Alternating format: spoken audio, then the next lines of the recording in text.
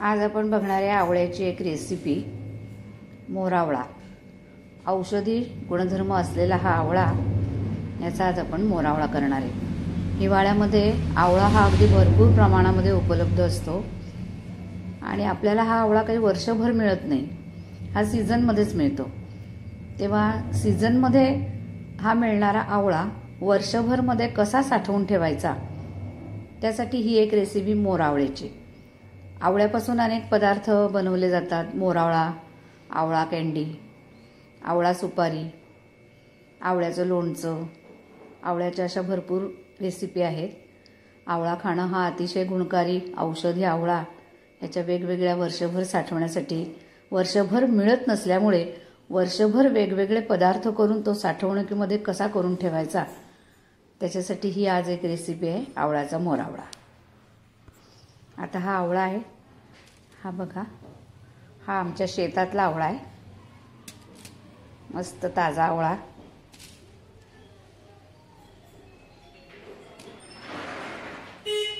अगदी ताज्या ताज्या आवळ्याचं तुम्ही सरबत करून प्यालात तरी हरकत नाही, तब्येतीला अतिशय चांगलं असतं। आवळ्याचे अनेक फायदे, अनेक गुणधर्म तुम्हाला माहितीच आहे, ते काही वेगळं सांगायला नको। आवळ्यामुळे आपल्याला दीर्घायुष्य लाभतं, आवळ्याचा च्यवनप्राश करतात। आता हा आवळा आपण प्रथम स्वच्छ धुवून घेऊया आणि नंतर त्याला वाफवून घेऊया। तर आपण आता रेसिपीला सुरुवात करूया। आवळा मी आता प्रथम स्वच्छ धुवून घेते।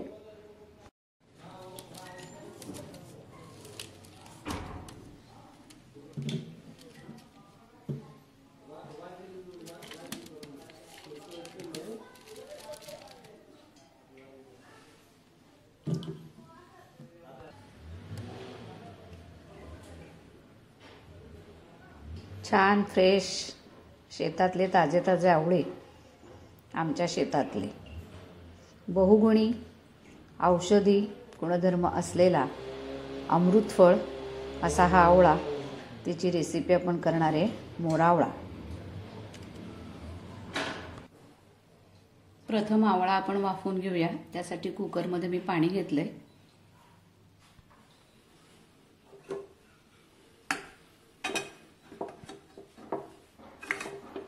त्यात आता ही चाळणीत आवळे रचून ठेवलेत आणि ते आता आपण वाफवून घेऊया। जवळजवळ 15 मिनिटं हे आवळे आपण वाफायला ठेवणार आहे।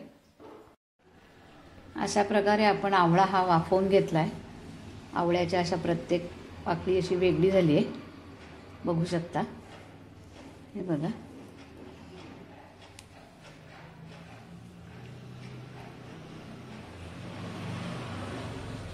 कुकरमध्ये पाणी न टाकता फक्त असं एका भांड्यात आवळी ठेवायचे, खाली असं एका भांड्यात पाणी घ्यायचं आणि पाणी न टाकता हे आवळे आपण वाफवून घेतलेत।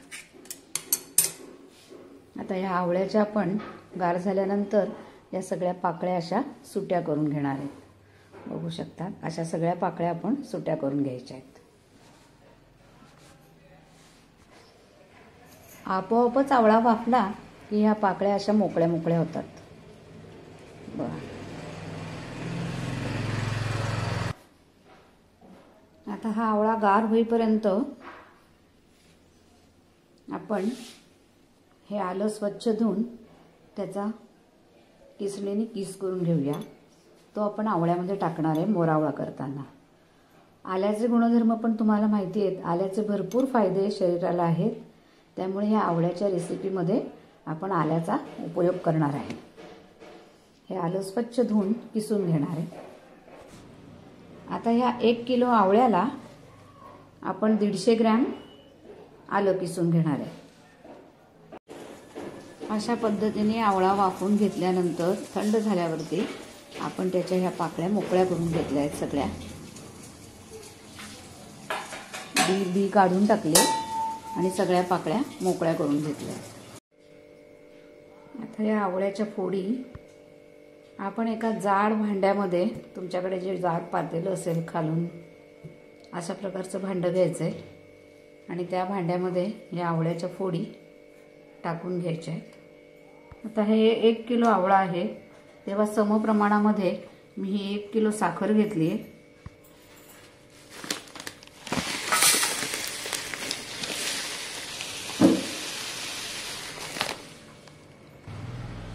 जेवढा तुमचा आवळा असेल, अर्धा किलो असेल तर अर्धा किलो साखर, 1 किलो असेल तर 1 किलो साखर, या समप्रमाणामध्ये या आवळ्यामध्ये ही साखर मिसळून घ्यायची. आधी आपण प्रथम भांड्यामध्ये आवळे टाकून घेऊया. आता मी जाड बुडाचा कुकर आहे त्याचा उपयोग करते. जाड भांडं न घेता आता ह्या आवळ्यामध्ये ही साखर टाकून घ्यायची. पाक वगैरे अजिबात करायचा नाही.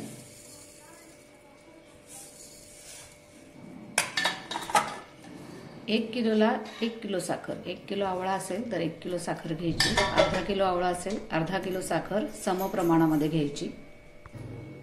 अशा प्रकारे मी आवळा आणि साखर दोन्ही मिक्स करून घेतलंय समप्रमाणामध्ये. छान मिक्स करून घ्या आणि मग आता आपण ते गॅसवर ठेवूया. मिक्स करून मी आता गॅसवर ठेवलंय.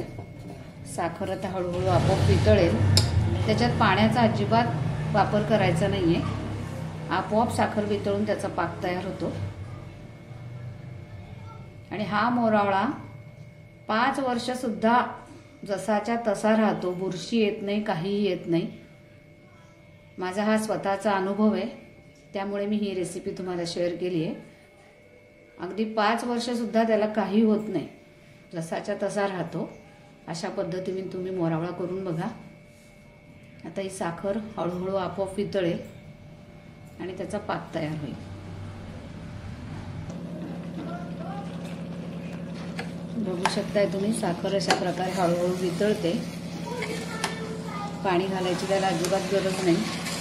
आपोआपच साखर वितळून त्याचा पाक तयार होतो.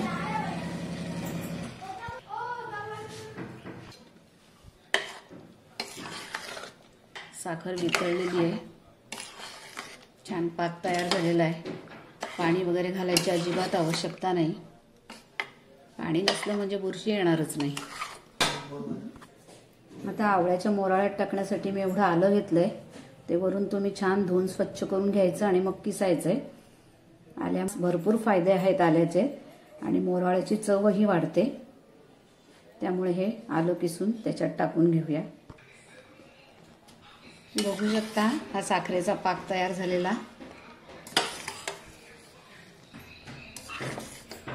जवळजवळ 15 ते 20 मिनिटं हा पाक उकळू द्यायचा आहे.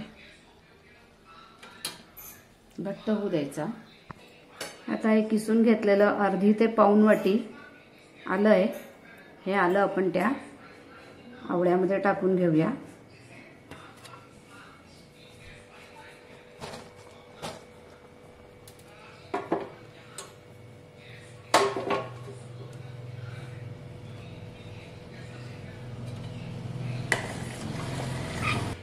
छान आल्याचा स्वाद पण त्याला येतो. मस्त लागतं. एकदम टेस्ट छान येते. अशा पद्धतीने हा पाक आपल्याला अर्धा करायचा आहे, अर्धा आटवायचा आहे. अधूनमधून हलवत राहायचं आहे. गॅसची फ्लेम मीडियम ठेवा आणि अधूनमधून हलवत राहा.